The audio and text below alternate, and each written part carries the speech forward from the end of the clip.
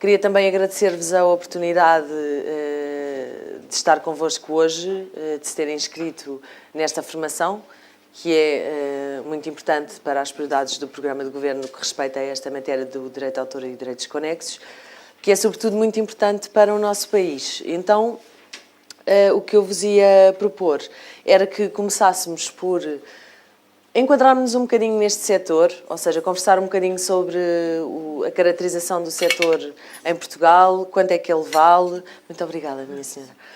Quanto é que ele vale em Portugal, quais são os postos de trabalho que gera, portanto, no fundo, a dimensão económica do setor, porque, de facto, esta criação do Tribunal Especializado, como vocês sabem, era uma medida que fazia parte do memorando de entendimento com a Troika, no âmbito de uma avaliação que se relacionou com, no fundo, o estado atual da nossa economia. E, de facto, a propriedade intelectual em Portugal é tremendamente desprezada perante o valor que ela pode gerar para a economia e que ela efetivamente gera noutros países. Nós temos muito investimento em bolsas, investigação, muito pouco retorno em termos de marcas e patentes, e na área do direito de autor o que se passa é, uma vez que não precisamos do registro, temos muita produção cultural, mas depois não temos nível de proteção adequado. Temos frequentemente problemas em caracterizar os direitos, é uma realidade muito marginal e muito desconhecida das pessoas e, portanto, as pessoas por vezes não percebem, têm a tendência a achar que tudo é exceção, que tudo é livre.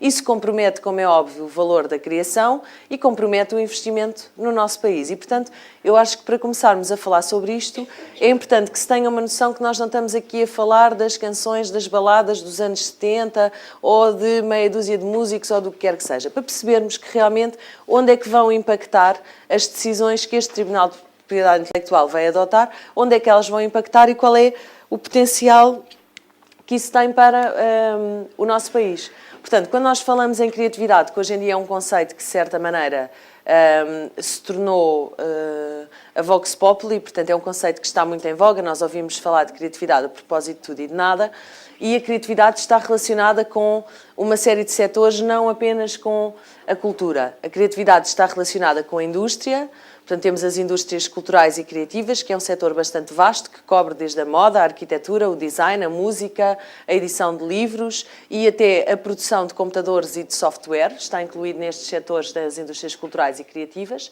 Depois temos os bens culturais propriamente ditos, que são uma parte, como vamos ver à frente, uma parte muito relevante das nossas transações a nível de exportação. Temos a questão da economia criativa, que no fundo é gerada através das sinergias positivas que existem nestes setores das indústrias culturais e criativas e na criação de valor que se gera a partir daí, criação de valor quer em PIB, quer em impostos, quer em emprego. Os empreendedores, que também é uma palavra que hoje vemos muito na ordem do dia, vão alicerçar os novos modelos de negócios e a renovação que é preciso fazer na economia, precisamente na criatividade. A tecnologia baseia-se ela própria na criatividade, não só em aproveitar a criatividade para evoluir, mas também como ponto de partida para a sua criação. O turismo cultural e o turismo ligado à criatividade é também, hoje em dia, uma prioridade nos mais variados países. Se nós pensarmos, por exemplo, em Portugal, 64% dos turistas vêm a Portugal por causa do nosso património. Então, a criatividade também é importante para nós conseguirmos potenciar este setor do turismo cultural. Para as cidades, a questão da criatividade é também muito importante, pela criação de emprego, pelas questões de património e pela criação de valor. E depois a criatividade está obviamente ligada às artes, está obviamente ligada aos serviços e está obviamente ligada também às experiências, não só às experiências que hoje em dia são proporcionadas. Hoje em dia nós, se quisermos oferecer um presente, já não vamos necessariamente comprar uma coisa, podemos oferecer uma experiência, podemos oferecer um concerto e, portanto, nós hoje estamos num mundo diferente em que a criatividade tem um valor por si só e tem uma série de interseções. Em termos dos bens culturais, isto são dados que provêm do Creative Economy Report de 2010, que é uma publicação regular da UNCTAD. Estes dados são referentes a 2008 e estes são os valores referentes às exportações e importações dos bens culturais em dólares. Portanto, no total, em todo o mundo, temos cerca de $500 bilhão de exportações, não é? Portanto, 406 mil milhões. As importações são superiores, portanto 420 mil milhões. Isto é só para nós termos uma ideia do que é que este setor transaciona, que eu acho que às vezes muitas pessoas não têm esta ideia. A nível dos Estados Unidos, nós podíamos pensar, bom, os Estados Unidos são sem dúvida o país líder, até porque a sua primeira indústria politicamente correta, digamos assim, é a indústria do audiovisual, não é? Na realidade não é a indústria do armamento e a indústria do audiovisual é a segunda indústria, mas na verdade a União Europeia, no seu conjunto, gera mais valor neste setor, quer ao nível das exportações, quer ao nível das importações. Como podem ver, Portugal é uma pequena parte disto, mas há aqui um dado que é importante analisar e que tem a ver com o desequilíbrio, se quiserem, também aqui da nossa balança comercial. Ou seja, nós importamos cerca de 2 mil milhões de euros de bens culturais e exportamos apenas 1,3 mil milhões. Isto significa que nós temos, de facto, um desequilíbrio. E não é que nós tenhamos falta de produção. Nós não temos falta de produção. Nós o que temos é falta de proteção e, como tal, não temos capacidade para atrair investimento.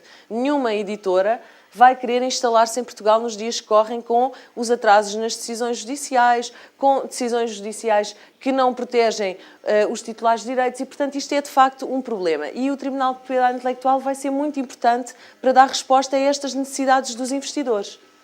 Então, hoje em dia nós temos neste setor várias oportunidades que podem ser vistas também como desafios. Em primeiro lugar, sempre que quiserem interromper ou partilhar ou conversar, façamos isto em modelo tão informal quanto possível, é o que vos proponho. Portanto, em primeiro lugar, temos esta questão dos consumidores, que na verdade são consumidores, utilizadores, criadores. O que é que isto quer dizer? Quer dizer que nós hoje em dia temos muito a filosofia de que qualquer um pode criar conhecimento, não é? A Enciclopédia Britânica fechou porque existe a Wikipédia, o que é estranho, não é? Mas fechou precisamente porque existe a Wikipédia, porque os seus direitos não são protegidos e, portanto, não vale a pena investir em conhecimento. Temos esta questão de que os consumidores, então, apropriaram-se da qualidade de criadores. Mas eles, na verdade, em muitos casos, não são consumidores, eles são apenas utilizadores. E este é o fenómeno que nós temos hoje tipicamente em relação à música, em relação ao audiovisual e cada vez mais em relação ao livro. Porquê? Porque as pessoas vão à internet, drenam em pipeline, não pagam e, portanto, são meramente utilizadores. Nós temos pessoas que amam a música, mas que de facto não a protegem, como amam o filme e não o protegem. Portanto, este é um dos desafios que temos que enfrentar hoje em dia, mas lá está, eu acho que tudo isto pode ser visto como uma oportunidade. Depois, por outro lado, temos a questão das desigualdades de acesso no mundo. Isto é muito visível, portanto, grande parte desta regulação de direito de autor provém de convenções, tratados e negociações mais ou menos complexas, morosas e, eu diria, improdutivas que têm lugar na OMPI. Por exemplo, agora em Pequim, em julho, tivemos a conferência diplomática de um tratado que anda a ser negociado há 7 anos. Portanto, já veem que isto é improdutivo. E isso tem muito que ver com estas desigualdades de acesso no mundo. Nós temos um grupo de países que são os países do Grupo A, que são os países que têm necessidades de desenvolvimento, que têm sociedades muito desiguais, que têm sociedades com muita corrupção, que têm sociedades onde não há um investimento na educação e no acesso à cultura, e, portanto, querem que existam muitas exceções e limitações. E depois temos os países desenvolvidos, onde se integram os países europeus e também os Estados Unidos, além de outros países asiáticos e de outros continentes, que de facto já têm uma sociedade estruturada em valores democráticos, de acesso à cultura, de acesso à educação e, como tal, querem proteger a sua propriedade intelectual. E, portanto, se ninguém ceder, se não houver passos de aproximação, esta desigualdade no mundo vai ser um desafio que não se transforma em oportunidade. Se assim não for, ela pode ser também uma oportunidade. Temos esta singularidade da criação, ou seja, por definição, a criação cultural é uma criação singular. Portanto, quando nós falamos na criatividade que os trabalhos evidenciam, falamos também na singularidade do criador e da sua visão artística, e isso cria modelos de negócios heterogéneos que não são iguais a mais coisa nenhuma. Portanto, nós não produzimos aqui para revender. Nós, hoje em dia, por exemplo, no cinema, temos o desafio de continuar a custar muito dinheiro fazer filmes, mas existir toda uma nova forma de explorar economicamente esses filmes. Portanto, não se resume a ir para a sala durante 15 dias, onde faz poucos espectadores. Nós podemos usar os VODs, podemos usar a internet, podemos fazer estreias de filmes em parques de estacionamento ou em centros comerciais, como de resto se faz em Londres. Portanto, por um lado, este desafio é, sem dúvida, uma oportunidade porque nos permite criar modelos de negócios mais flexíveis, tal como, por exemplo, hoje em dia existe o crowdfunding para dar resposta à falta de financiamento que os criadores enfrentam. Nem todos os criadores, ou eu diria que a grande parte dos criadores, não vivem de subsídios e apoios do Estado. Os recursos do Orçamento de Estado, como sabemos, são finitos. Infelizmente, em países como o nosso, a crise obriga a que estes sejam dos setores mais penalizados e, como tal, surgem estas ideias do crowdfunding, em que cada pessoa contribui, por exemplo, com 5 euros para um artista gravar um disco e no final do trabalho do artista a pessoa tem direito não só ao disco, mas também a um bilhete de acesso ao espetáculo. O que é que ele fez? Adiantou o dinheiro. Em vez do artista se financiar no banco, financia-se com os seus fãs e com as pessoas que gostam do seu trabalho. Outro desafio que nós temos é preservar a memória. Este é um desafio muito mais importante do que as pessoas pensam, porque de facto nós de antes tínhamos quer a música, quer o filme, muito ligado a um suporte físico que hoje não existe. Por outro lado, tínhamos também os autores e os criadores a escreverem muito sobre as realidades nacionais, o que hoje não existe, não é? Nós, se formos ler o Eça de Queiroz, vemos que pouca coisa mudou no nosso país. Portanto, é engraçado que ele descreve exatamente aquilo que nós estamos a passar hoje em termos de sociedade e em termos democráticos. E este preservar da memória é muito importante. Portanto, dignificar as profissões criativas também é um passo importante para preservar a nossa memória nacional enquanto povo.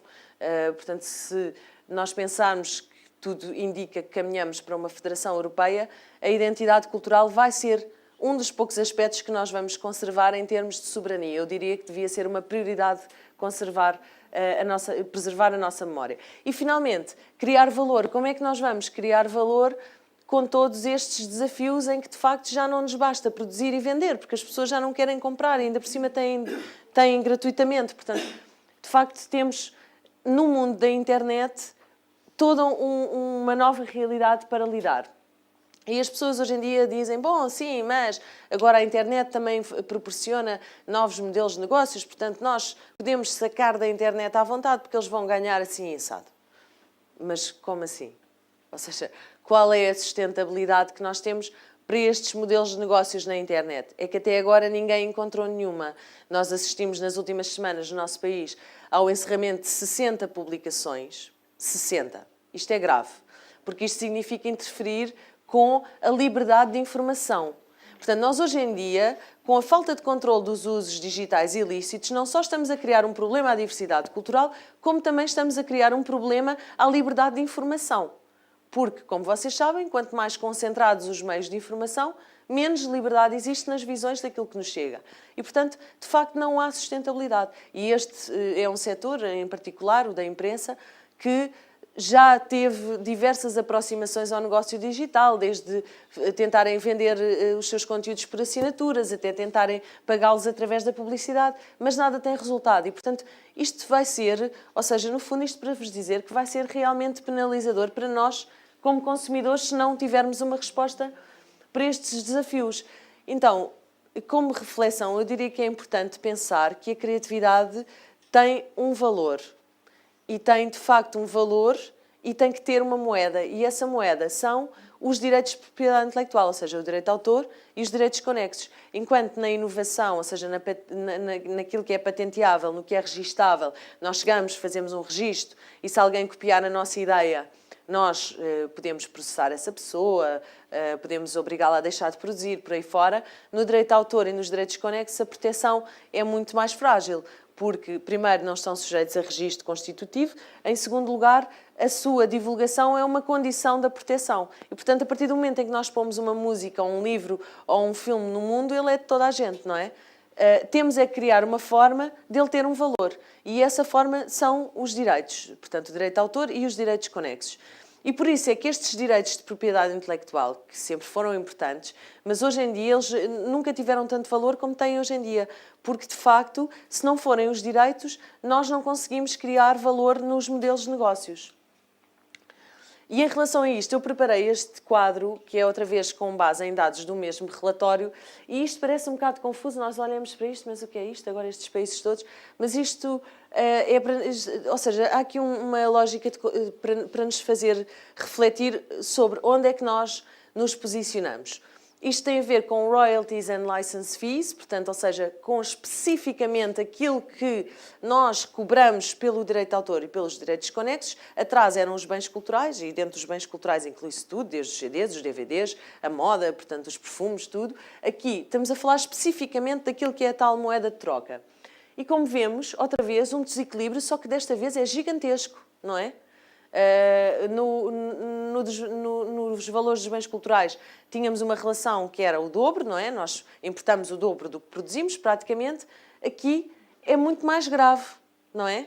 Porque estamos a falar de importarmos 8 vezes mais do que exportamos. É grave, eu diria. Até porque nós temos um mercado natural de 270 milhões de pessoas que falam a nossa língua no mundo. Portanto, realmente há algo que nós não estamos a fazer bem. E isso relaciona-se diretamente com o sistema jurídico, diretamente com a sua aplicação e diretamente com a sua eficiência. Se nós repararmos a Bélgica, porque é que eu coloquei aqui os dados da Bélgica? Porque a Bélgica é um país que tem cerca de 10 milhões de habitantes como nós. É um país completamente periférico, quer dizer, não fossem lá estar as instituições europeias todas, aquilo era um país de coisa nenhuma, não é?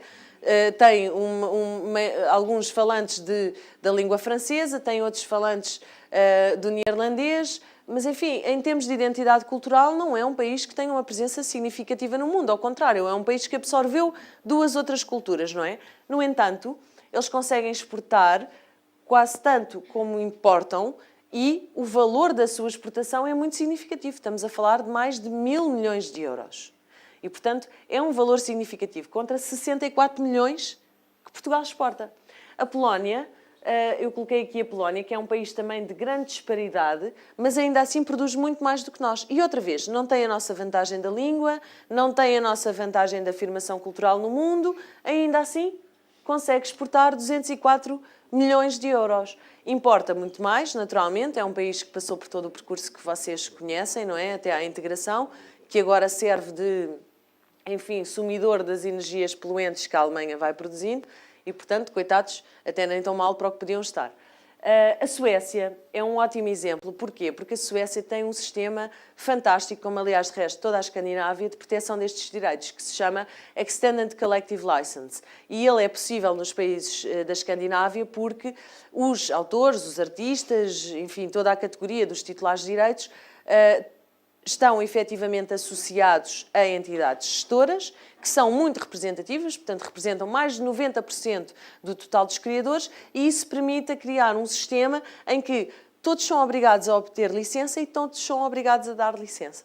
E, portanto, isso cria efetivamente valor. E, por isso, eles exportam 5.000 milhões de royalties and license fees. E isto não é tudo do ZABA, não é? Portanto, que é o fenómeno cultural mais relevante que nós conhecemos da Suécia, que outra vez não tem a nossa vantagem da língua, outra vez não tem a nossa vantagem histórica, outra vez não tem a nossa vantagem de localização. Em termos de importações, importam muito pouco. Significa que eles conseguiram criar um sistema efetivo, eficiente, que protege e cria valor e cria emprego num país como a Suécia, que tem muito menos habitantes, cerca de metade, em relação a Portugal, como vocês sabem. O Brasil, depois cá para baixo estão os BRIC, não é? E os Estados Unidos. Claro que nos BRIC nós verificamos uma desigualdade enorme. E porquê? Porque nos BRIC nós temos... eu não quero dizer o problema, porque eu não quero qualificar, até porque eu acho que não é um problema nenhum, mas é a dificuldade que é gerada por eles terem ideias muito comunistas. Quer dizer, pois aquilo é bonito, é ideal, mas o que é que não funciona, não é? Como nós já vimos, pois também no resto do mundo todo. Mas, no entanto, eles ainda têm um pouco essa filosofia. Basta pensar, por exemplo, o Gilberto Gil, que foi Ministro da Cultura brasileiro, ele foi das pessoas que mais defendeu a flexibilização dos direitos e, no entanto, é milionário à conta dos direitos que recebeu. Portanto, mixed feelings sobre isto, não é? Quero bom para mim e mau para os outros, é estranho. Mas tem a ver com estas questões ideológicas. Há este desequilíbrio. Eles importam sempre muito mais do que exportam e, como vocês veem, o potencial de crescimento deles estará, não tenho dúvidas nenhumas, muito naquilo que eles forem capazes de fazer com esta propriedade intelectual. Por exemplo, se nós pensarmos na Índia, a Índia é um país onde se investe muito em IT, não é? Portanto, em tecnologia, tem muita mão de obra barata, portanto, muitas empresas de software que vão lá fazer outsourcing, mas não cria valor. Então, vai haver uma altura em que eles vão perceber que é importante aproveitarem essa mão de obra para criar valor dentro do país, que era uma coisa que eu diria que nós também já devíamos ter percebido.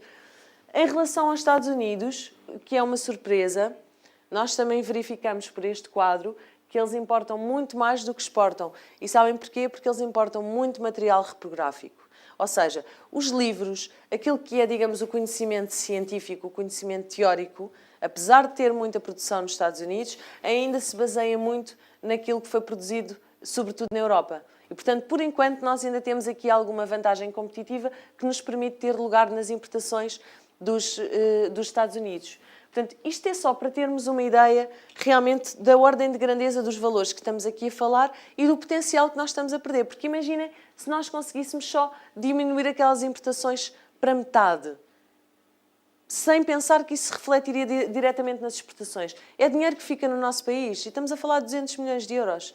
Isso é o orçamento total da Secretaria de Estado da Cultura, para sustentarmos 80 organismos e ainda darmos apoios e subsídios e não sei quantas coisas. Portanto, já veem que realmente há algo aqui a fazer e é um trabalho urgente. Com certeza, com certeza. Com certeza. Como é que consegue estabelecer uma relação entre exportações e importações e esses valores e a proteção dos direitos autorais? Porque o que me parece, se Portugal tem uma grande exportação, portanto, visível, contabilizada, é porque os direitos estão protegidos e são transacionados. Porque aqueles que não são protegidos não são transacionados, são roubados, são pirateados. Sim. Portanto, se há ali um grande valor a nível de importações, é porque protegemos os direitos Sim, exatamente. Protegemos os direitos externos. Significa que nós licenciamos muito catálogo exterior e licenciamos pouco o catálogo nacional.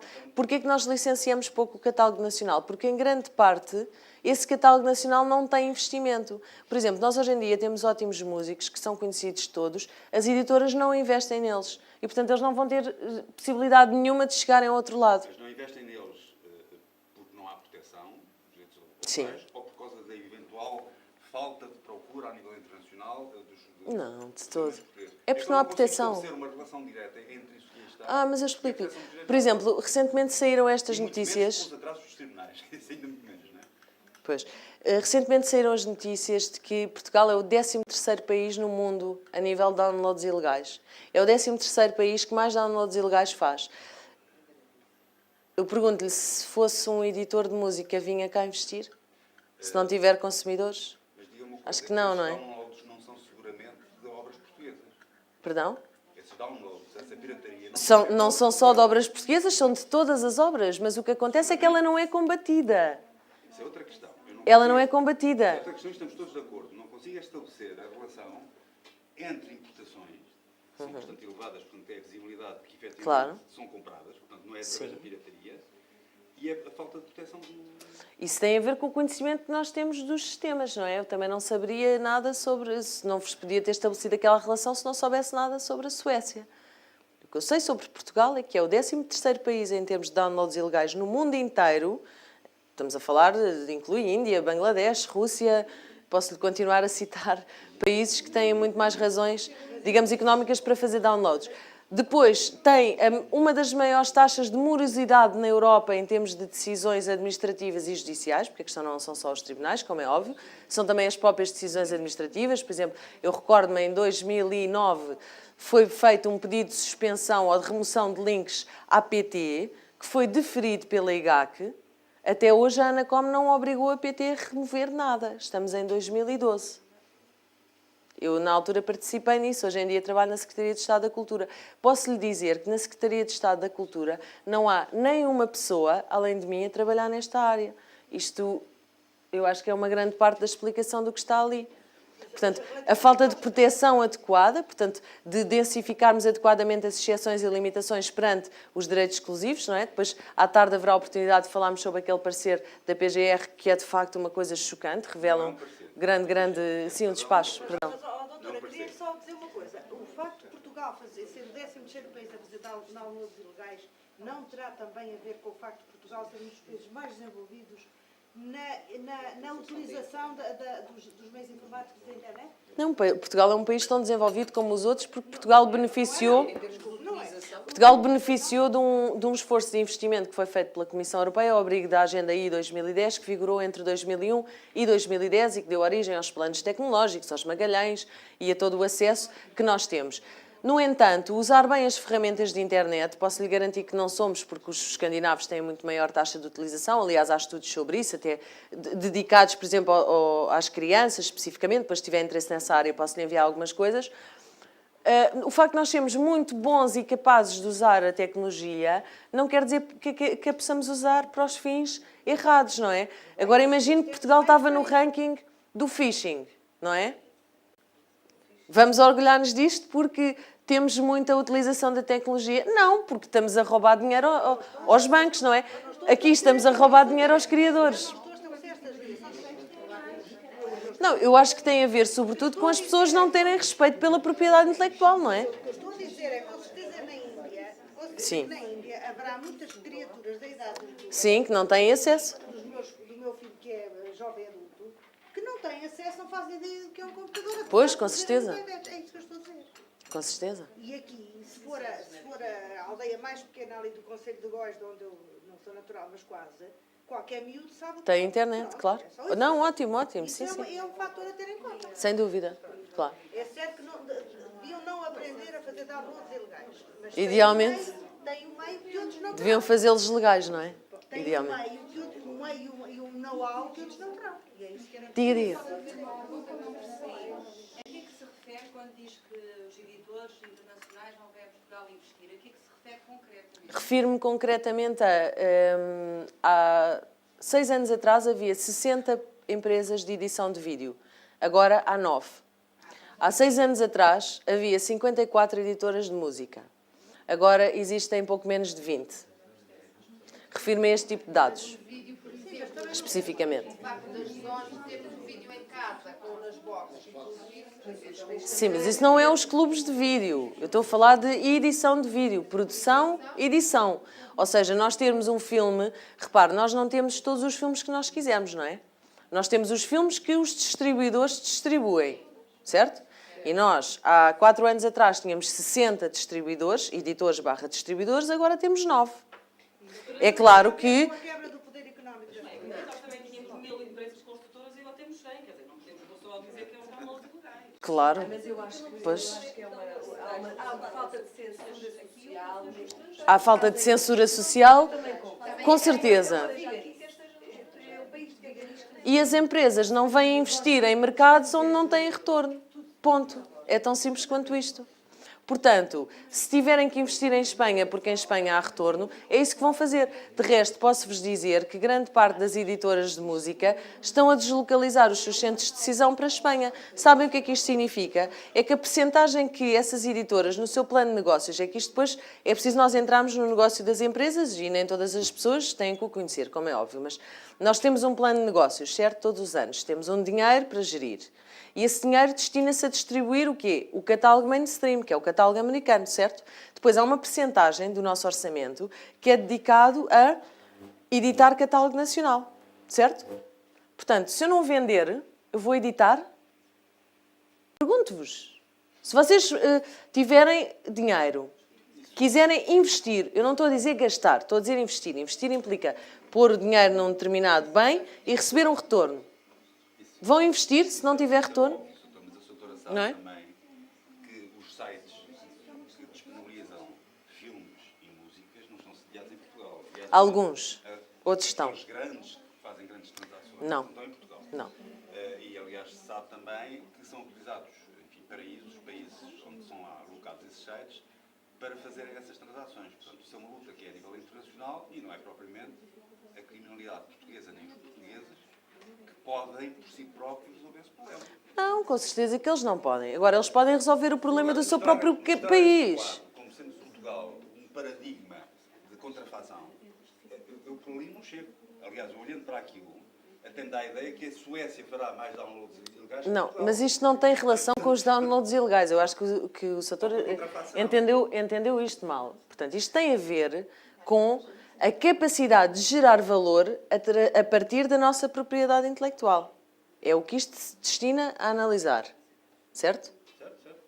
Aliás, a doutora Pronto. sabe, por exemplo, que a China é um dos campeões da violação dos direitos autorais Exatamente. e propriedade industrial, no entanto, aparece ali... Exatamente. Portanto, nós não podemos estar aqui a estabelecer relações com a pirataria. Mas nem foi isso que eu quis fazer. Eu vejo Mas nem foi isso que eu quis fazer. O que eu vos quero dizer é que há vários fatores, portanto, para esclarecer, há vários fatores que provocam este desequilíbrio, não é? Todos eles estão relacionados com não termos um adequado nível de proteção, e o não termos um adequado nível de proteção é uma coisa que deriva de vários fatores e, se quiserem também, deriva dos próprios empresários. Também deriva dos próprios empresários, como deriva dos autores, como deriva dos artistas. Deriva de não ter sido feito um caminho para a empresarialização e para a solidificação das empresas. Portanto, não deriva apenas das deficiências do nosso sistema legal ou judicial, como é óbvio, não é?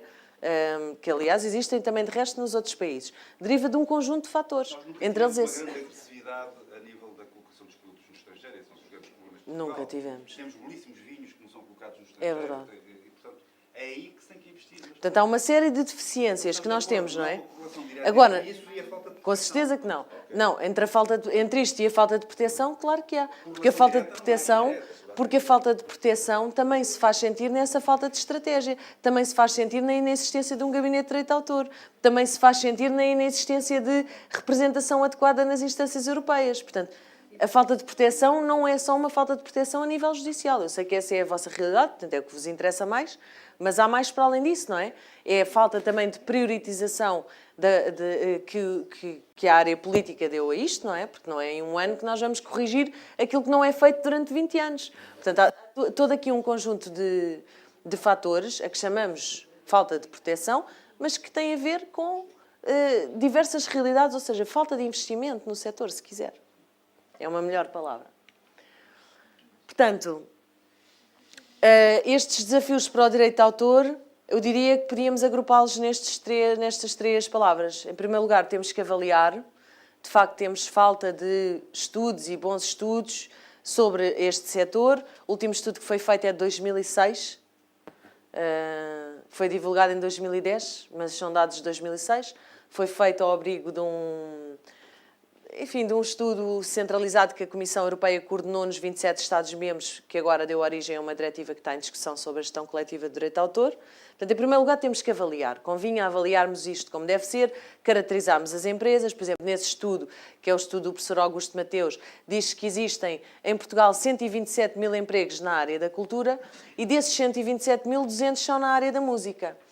Ora, nós na área da cultura não temos o emprego como nas outras áreas, não temos o trabalho dependente, o trabalho estável. A cultura é caracterizada pelo trabalho intermitente, pelo trabalho independente, pelos recibos verdes e por todos aqueles que não são contabilizados numa relação de emprego. 200 empregos na área da música é para nós nos atirarmos para o chão a rir, porque se pensarmos numa digressão dos chutes e pontapés, uma única que eles façam, uma orquestra vai ceder isso. Portanto, claramente este setor está subavaliado, quer em número de empregos, quer em impacto económico que tem. Portanto, eu diria que era preciso avaliá-lo melhor, criar uma rotina de relação entre a autoridade de supervisão, qualquer ela que se venha a criar, não é? E o setor, os criadores, as empresas, os artistas, portanto, para que todos percebam que têm que participar de um sistema para o reforçar. Depois é preciso redistribuir. Grande parte do pensamento sobre o direito de autor é baseado nesta ideia de redistribuição da cadeia de valor, não é? Portanto, nós temos um negócio que gera valor também por via destes produtos e, como tal, é justo que retorne valor àqueles que criaram estes produtos, não é? Isso é verdade para as licenças, como vimos há pouco. Por exemplo, licenças para reproduzir, licenças para fazer comunicação pública de música.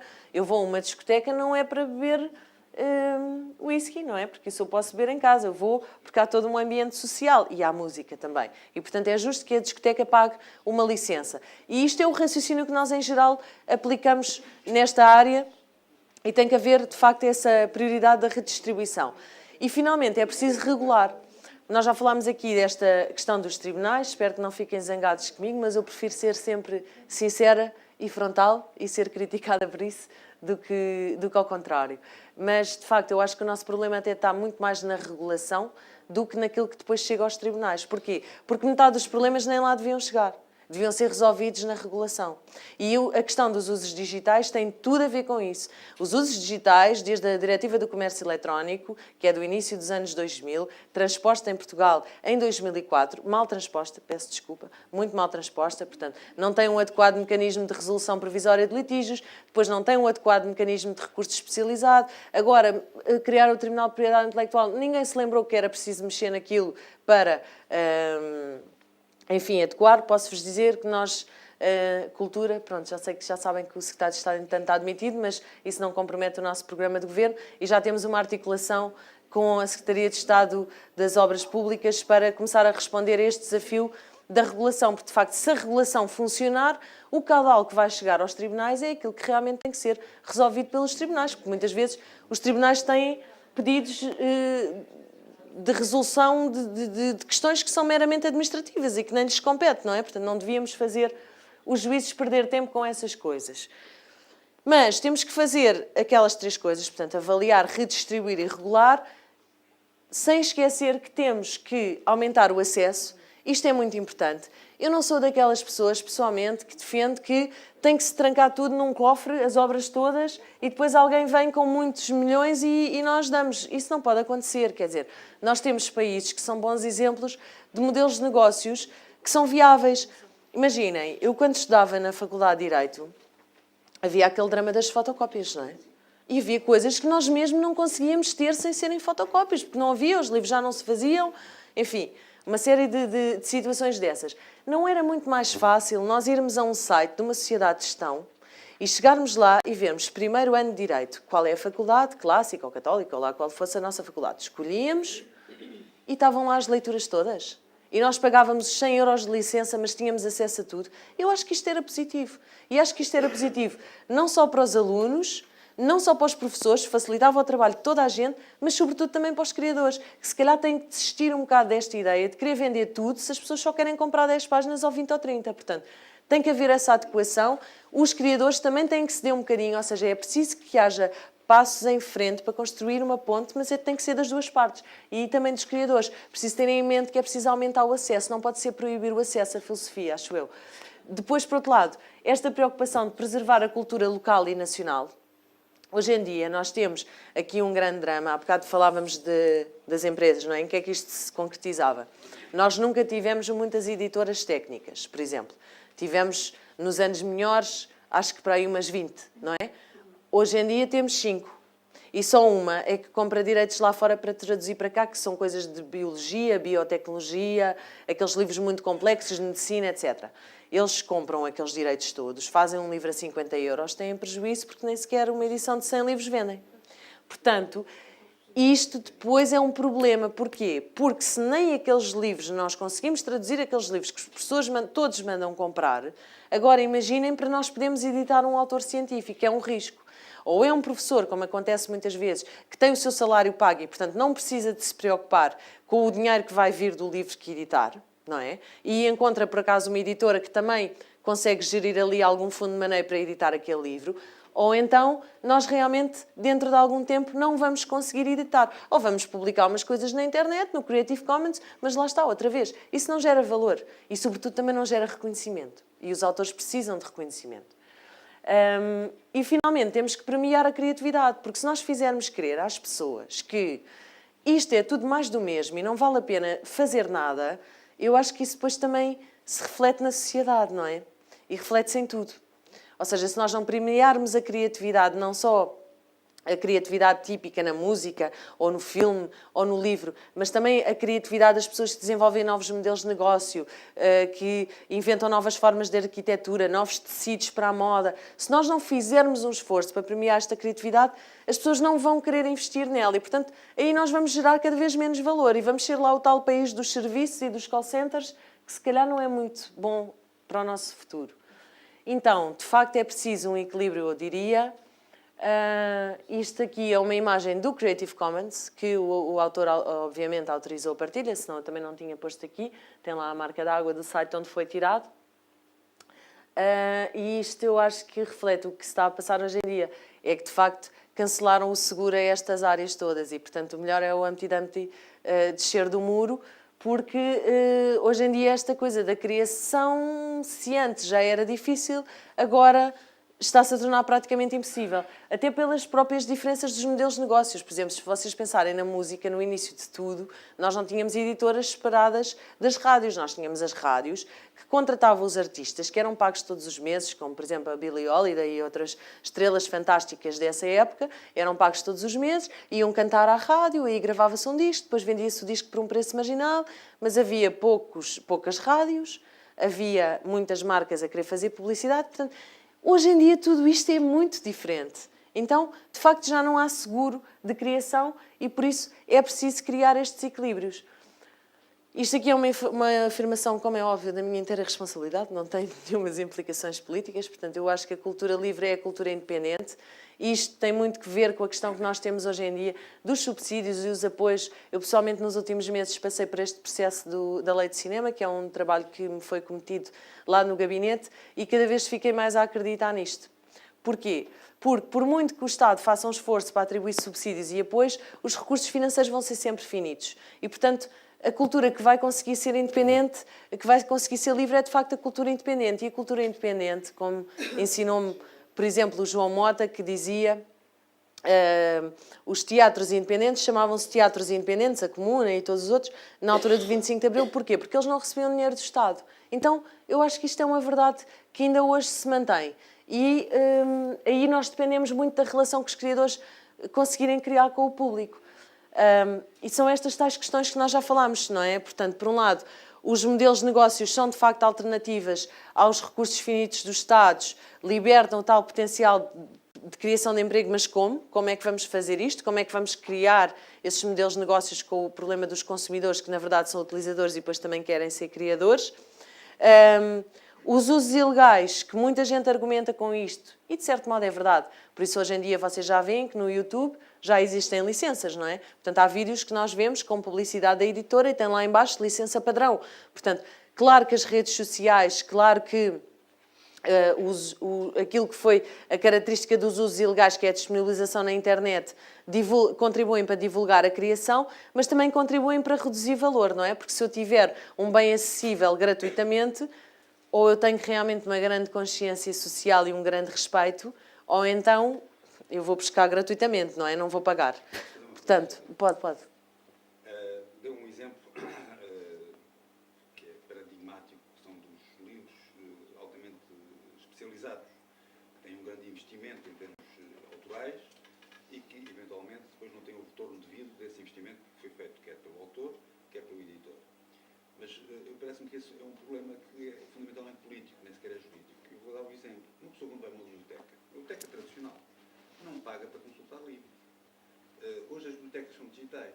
Um dos meus filhos é investigador, é professor universitário e tem acesso a bibliotecas nos Estados Unidos de forma gratuita para os investigadores e para os professores, que de outra forma ele teria que comprar os livros para consultar. Portanto, tudo isto ainda tem muito caminho a fazer. Portanto, com certeza. Tem que ser dado, mas é a nível político, para regulamentar todos estes acessos, para compensar aquilo que antigamente não era compensado no meio da biblioteca, os autores, hoje necessariamente tem que ser feito, porque de qualquer sítio se pode substituir um livro e a aquisição de um livro por consultas sistemáticas. Sem dúvida. Mas é um problema Por isso é que eu também dizia que é preciso aumentar o acesso, não é? E os próprios criadores pensarem que têm que criar novas formas de levar a sua obra aos utilizadores, não é? Quer seja por via das bibliotecas digitais, quer seja por via das licenças, não é? Licenças para consulta de todo um catálogo ou de partes de obras. Portanto, há de facto um esforço, sem dúvida.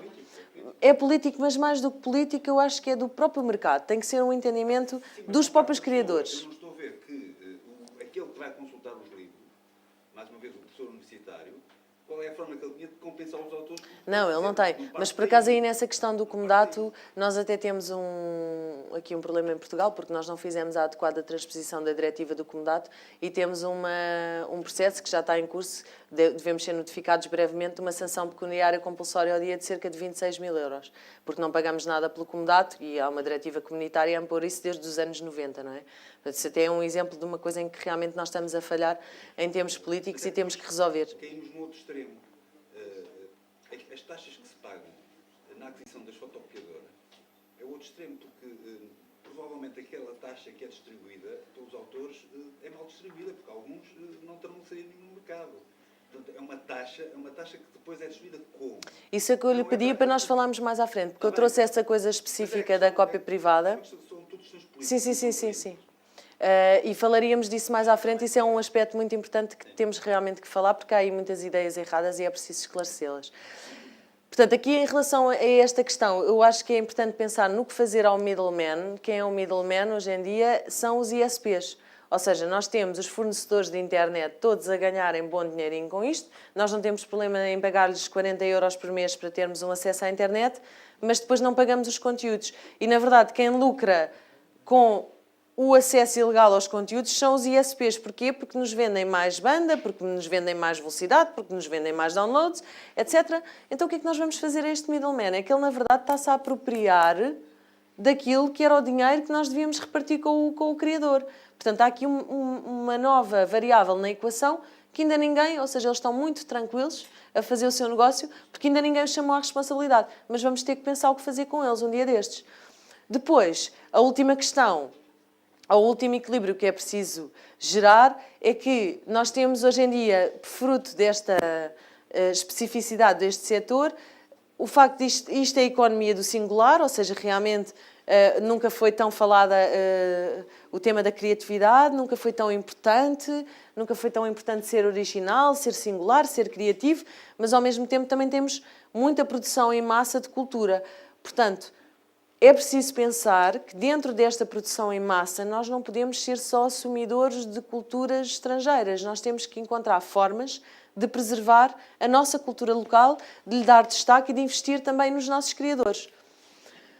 Portanto, eu diria, aqui para concluir esta relação de equilíbrio, que é importante dar acesso, licenciar as utilizações que os consumidores querem fazer e não virarmos costas àquilo que é a vontade dos consumidores. Temos que encontrar uma forma de corresponder a essa vontade com licenças legais, criar os produtos que os consumidores querem ter, e isso hoje em dia já está a ser feito. Nós não temos acesso a muitos desses produtos em Portugal, outra vez não temos mercado. Por exemplo, nós temos vários sites de streaming que são financiados por publicidade e em que nós pagamos 5 euros por mês, 5 euros, e a qualquer altura, por exemplo, podemos estar a cozinhar e agora apetece-nos ouvir ópera, então pomos ali o streaming da ópera. Depois temos os nossos amigos para jantar, apetece-nos ouvir jazz, pomos o streaming de jazz. Isso não está disponível em Portugal.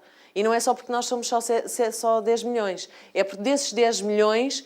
muito menos de 1 milhão compram música e, portanto, não vale a pena fazer o esforço de investir aqui numa plataforma tecnológica. É por isso que a nossa loja do iTunes é partilhada com 14 países e nós não conseguimos ter todos os nossos artistas nacionais a vender lá, porque, de facto, não temos cota, não chegamos lá, não temos consumidores e temos de trabalhar nisto, realmente. Por isso implica adequar os modelos de negócios.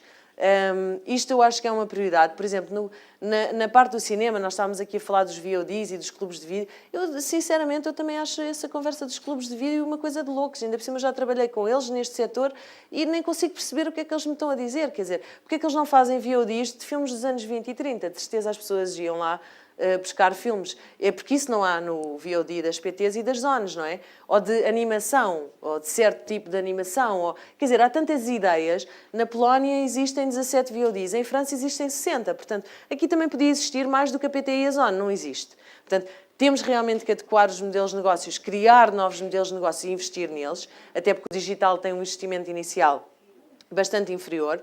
Temos também que dar espaço a estes modelos alternativos que falámos, como seja o crowdfunding, o Creative Commons. Não podemos fingir que isto não existe e achar que só as coisas que vêm dos direitos de autor é que são boas. Eu não sou partidária dessa posição e acho que quanto mais nós afastarmos as pessoas, pior as coisas correm. Grande parte daquilo que estava a dizer sobre a cópia privada é discurso, blá, blá, blá, blá, blá, do Creative Commons em nome dos ISPs. E já vamos depois à frente falar disso. E tem a ver que realmente com esta cisão, e aí faço-me a culpa em nome dos titulares de direitos que em tempos já representei, que não chegámos à frente como devíamos ter chegado. Não podemos continuar a ignorar as pessoas. Isso foi feito no Brasil agora pela ministra Ana de Holanda, excluiu o Creative Commons, não quis falar com ninguém de plataformas digitais, não quis falar com ninguém de cultura livre. Como assim? Eles são tão cultura como os outros, não é? Então temos que dar-lhes o seu espaço. Temos que também reconhecer que existe este movimento do software livre. Portanto, se nós reconhecemos tudo isto, então podemos começar a fazer um caminho de um diálogo, de um equilíbrio. E, finalmente, temos que reforçar a proteção dos direitos para quem opta por criar valor económico. É um pouco egoísta a posição de que nós queremos tudo à borla. Não, se há quem queira viver disto, então nós temos que proteger esses direitos. Se há quem queira disponibilizar gratuitamente, fantástico, muito obrigado, temos também que dignificar isso, mas, no fundo, reconhecemos que todos são importantes e todos fazem parte deste ecossistema. Como diz o Soutor, realmente há aqui problemas políticos, sim, de falta de ação política, mesmo. Durante os últimos 20 anos não se fez nada nesta área. Nada. Zero. Bola. Como diz o outro, não é? Portanto, temos que começar a produzir legislação que seja um instrumento e um estímulo aos modelos de negócios. Não podemos mais continuar a produzir legislação sobre exceções e limitações e coisas mais ou menos intrincadas e que não dão espaço para ninguém pôr dinheiro neste país. Temos que pensar em criar os tais equilíbrios, não é? Que isso deve ser a prioridade. Para isso, temos que fazer novos modelos de licenciamento e de acesso, portanto, não obrigar a comprar tudo, quando o utilizador só quer uma parte, e por aí fora. Temos que pensar também na questão das exceções e limitações aos direitos. Nós, Portugal, pegámos na diretiva de 2001 e em 2004 transpusemos aquilo em copy-paste, mas em mau, ou seja, criámos mais exceções e mais limitações do que aquelas que a diretiva permitia. Não sei porquê. Acho que tem que haver realmente um equilíbrio nisso. Temos que combater os usos ilegais, mas como uma ferramenta para proteger os direitos. Portanto, quando falamos disso, ou do trabalho que vamos fazer sobre a pirataria, não estamos a falar de ideias loucas, agora de andar a monitorizar a internet e o que as pessoas fazem. Não é nada disso, até porque monitorização da internet viola diretivas comunitárias. Agora, se um titular de direitos detecta um uso ilegal, ele deve poder agir e ele deve ter uma resposta célere, sobretudo administrativa. E depois, se houver confusão, logo recorrem aos tribunais. Agora, a via administrativa tem que ser célere, tem que existir, tem que ser eficiente. E, finalmente, não nos podemos esquecer que, quando desenvolvemos novos produtos, temos, ao mesmo tempo, que pensar em preservar a nossa herança cultural. E aqui a tecnologia desempenha um papel muito importante. Este esforço de agregação através da Europeana, que é uma biblioteca digital europeia, que acho que todos conhecem, não é?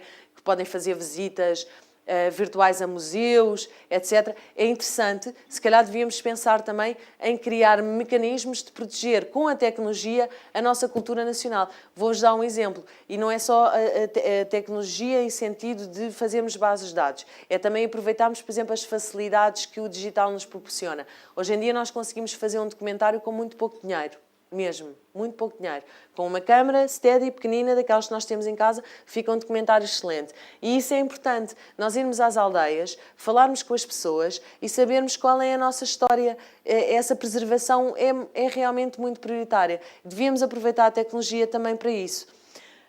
Em relação à gestão coletiva, que é uma legislação que nós vamos, aliás, apresentar em breve, há uma diretiva em discussão no Conselho Europeu, ela é uma fonte de novos modelos de negócios, ou seja, nós hoje em dia não temos só a venda do livro, não temos só a venda do disco ou a venda do DVD, nós temos mais do que isso, uma importância muito grande dos licenciamentos que as pessoas depois querem fazer a partir daí, não é? Dos chamados usos secundários, e para isso a gestão coletiva desempenha um papel importante, porque há autores e artistas e empresas que não têm capacidade de se representar por si próprios, há direitos que obrigatoriamente têm que ser representados coletivamente e, por isso, a gestão coletiva é muito importante e tem que ser devidamente regulamentada. Para isso, temos que reforçar a transparência e a boa governação, nós temos que saber exatamente quem cobra, quanto cobra, a quem cobra e a quem distribui e quanto distribui e com base em critérios.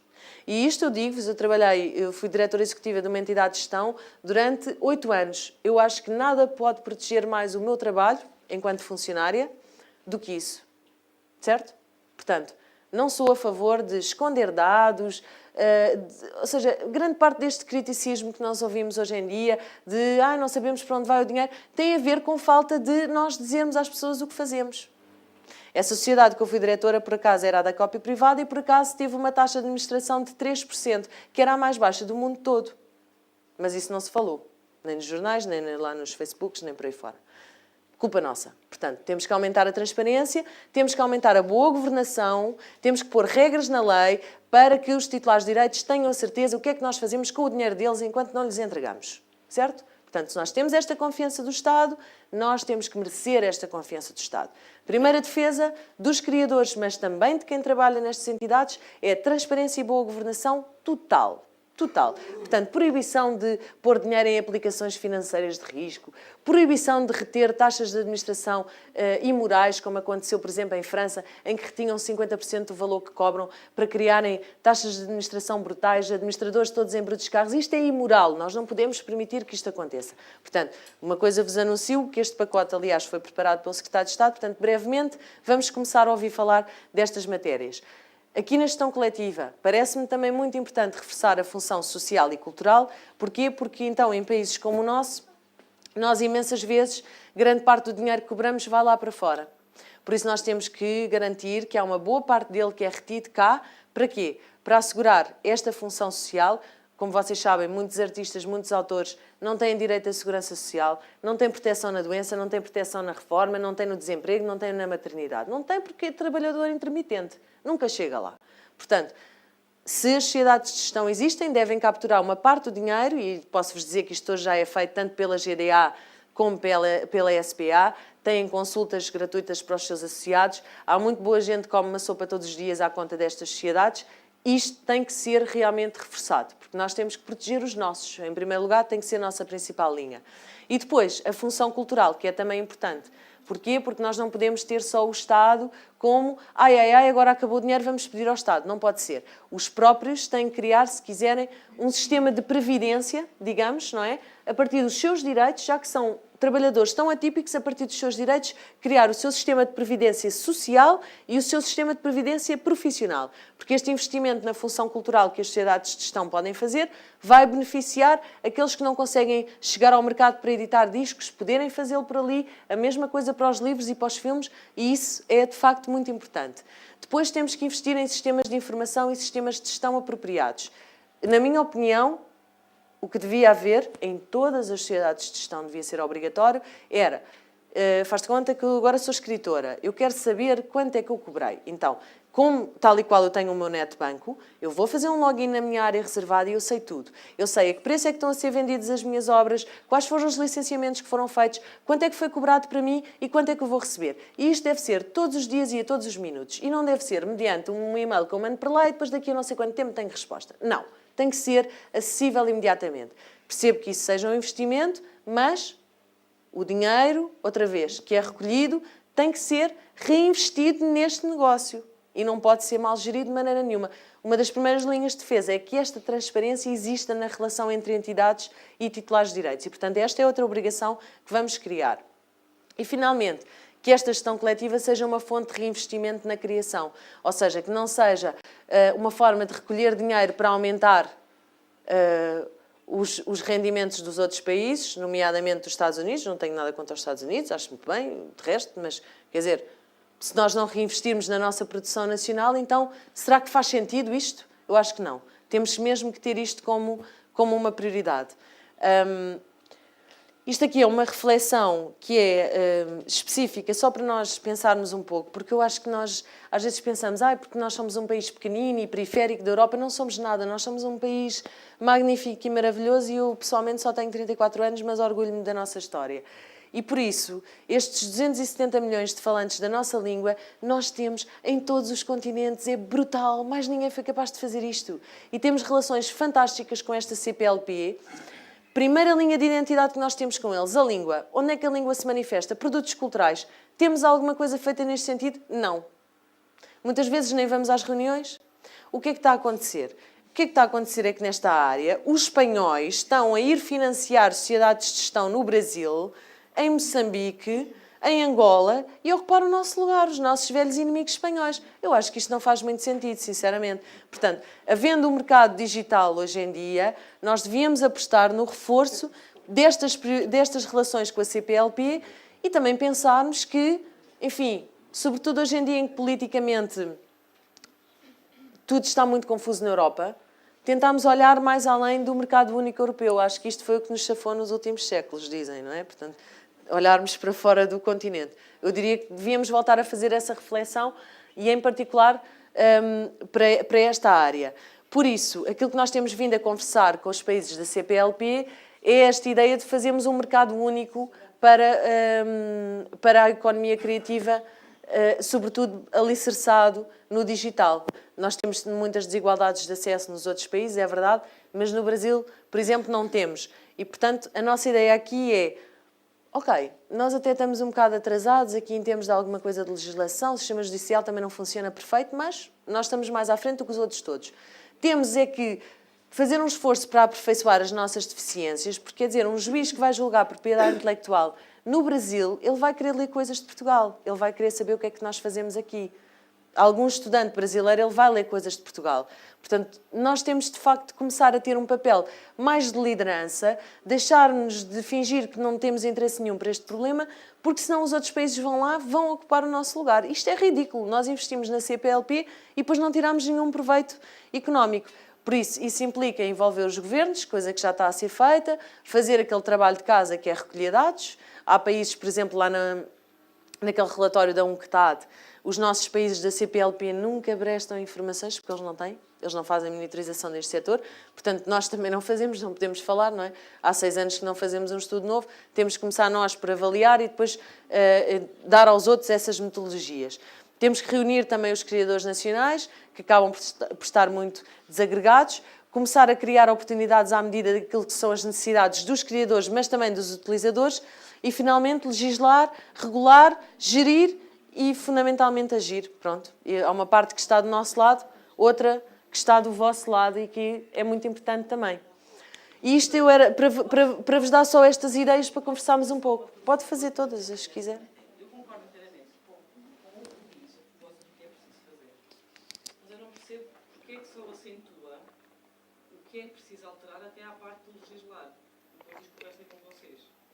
Neste momento, a situação que se passa em Portugal é de facto complicada e grave, mas não é por culpa dos juízes. Com certeza, minha senhora, mas não entenda isso dessa forma. O ponto é o que é que entende que deve ser feito nessa área, porque para aqui. E depois, quando este não propõe nenhuma alteração, Não, eu acho que tem muito mais que ser feito do lado da política, se quiser, do que do lado dos juízes. Não me interprete mal. Não me interprete mal. Agora... Não percebeu o que eu estava a dizer, não é isso que eu estou a dizer. Então. O que eu estou a dizer é que do lado da política há de Sim. ser muita coisa até cá, do lado do poder político. Mas quando chegamos aos tribunais, que foram a solução que temos agora, é uma solução que foi uma opção do poder político, é uma solução errada. E Claro. eu vou perguntar é alterações nesta medida. Pois, olha, eu gostaria muito, mas não sei se a tutela do Ministério da Justiça já se pronunciou sobre isso. Nós, o que temos feito é procurar sensibilizar, mas eu não... O que é que acha que deve ser feito? Sim, com certeza. Em relação aos tribunais de propriedade, ao Tribunal de Propriedade Intelectual, a minha opinião pessoal é que é uma solução que nunca irá resultar. É impossível. Quer dizer, uma coisa que ficou logo inundada nos primeiros meses, já se está mesmo a ver que é insuficiente um tribunal com apenas um juiz. Aliás, tenho enorme respeito por essa pessoa que desempenha essa função, porque deve estar completamente... peço imensa desculpa. Deve estar completamente assoberbada de trabalho, não é? Portanto, aí têm que realmente ser criadas condições. Eu diria que, no mínimo, devia haver um coletivo, no mínimo, não devia haver apenas um tribunal, não é? Portanto, isso realmente está muito mal feito. Agora, do nosso lado, não está só a legislar. Está a legislar, não fizemos, regular, não é? Porque a regulação também é precisa e nós não temos autoridade reguladora efetiva. Mas tudo isso vai acabar em nada se não se for até ao fim. Sim, tem toda a razão. Eu também acho. Aliás, a Secretaria de Estado da Cultura, o meu secretário de Estado, pronto, como vocês sabem, ele infelizmente teve que se demitir por motivos de saúde, mas teve várias reuniões com a Ministra da Justiça, nós produzimos várias informações com dados que recolhemos do setor do direito de autor, claro que depois das marcas e patentes aí eu suponho que o INPI também esteja a atuar, mas a resposta que nós recebemos é que há muitas coisas, há muitas prioridades, há pouco dinheiro, quer dizer, não é uma resposta satisfatória para nós. O que eu lhe posso dizer é, do nosso lado, nós não vamos baixar os braços, ou seja, tudo aquilo que pudermos fazer para chamar a atenção que esta situação assim não dá, que isto não é suficiente, que não basta pôr num memorando que é preciso criar um tribunal e agora criou-se e agora somos os maiores, isto não acontece. Aliás, a própria redação do memorando não diz lá criar um tribunal. Diz lá criar uma estrutura judicial para a propriedade intelectual. Diz lá uma linguagem deste género na sua versão original, não é? Depois traduziram para criar um tribunal. Não é isso que lá diz. O que lá diz, e isso tem a ver com necessidades económicas que foram identificadas, é que tem que se criar uma instância especializada de resolução dos conflitos de propriedade intelectual. Agora, quer dizer, parte-se do princípio, toda a gente tem bom senso, que é uma instância suficiente. Não é pôr um desgraçado, um juiz, a sobrevate processos no primeiro dia de trabalho. Isso não se pode fazer. Não é? Pronto, para substituir a situação que tínhamos de antes, que era não sei quantos juízes que de vez em quando... Olha, agora cá aparece uma coisa mais ou menos exótica, não é? Imagino eu que seja assim para vocês, estudam 380 matérias ao longo do ano e agora parece aqui uma coisa exótica, ok? Tenho isto agora, se calhar durante 2 anos nunca mais vou ver isto, não é? Portanto, isso não resultava. Mas esta coisa de pôr um único juiz também não resulta. Com certeza, pois não? Não é má ideia. Tem que ser tribunal. Não, mas não é só um, mas não pode ser só um. É não ter logo à partida os meios necessários para, Claro. para o desafio que se lhe apresenta. Mas não é só no Tribunal de Propriedade Intelectual. Pois, há outros, não é? A criminalidade que não é sancionada por falta de fiscalização do Estado. Sim, Não há sim, equipas sim, sim, sim. especializadas que estejam no terreno Não. a verificar isso, não há. É péssimo. Aliás, é curioso que... E o mais grave é que a IGAC cobra quase 4 milhões de euros de taxas por ano para fiscalizar isso e depois não fiscaliza. Isso é gravíssimo. Por isso é que eu dizia à doutora que grande parte está do nosso lado. Essa parte da regulação que é fundamental não existe também. Não existe e há um pior ainda, há um desinvestimento. Sim, sim, sim. Há um desinvestimento. Portanto, assim é que não vamos lá.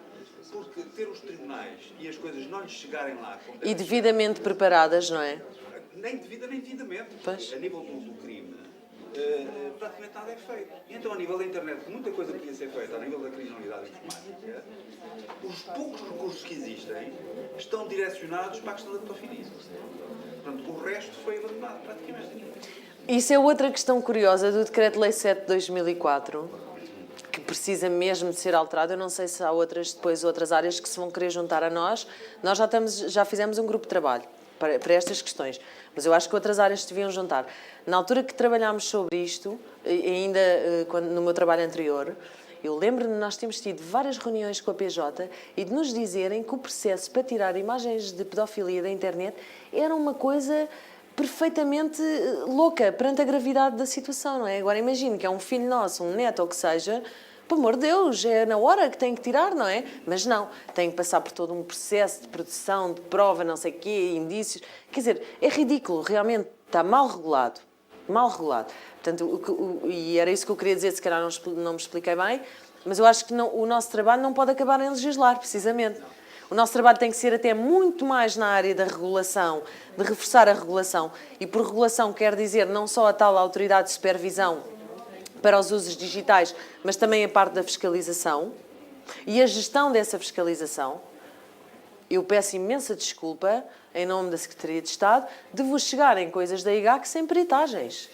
Eu tenho vergonha da IGAC estar a fazer peritagens de coisas de 2009. Portanto, isto é que não pode acontecer. Nós temos que encontrar, não é uma forma, é várias formas, não é? Portanto, vários caminhos para resolvermos este problema. Agora, qual é a forma? Eu, sinceramente, eu não sei. Mas eu adorava. Sim, completamente. Eu estive a coordenar os criminais e posso lhe dizer que eram centenas os processos que escreviam na IGAC. Pois.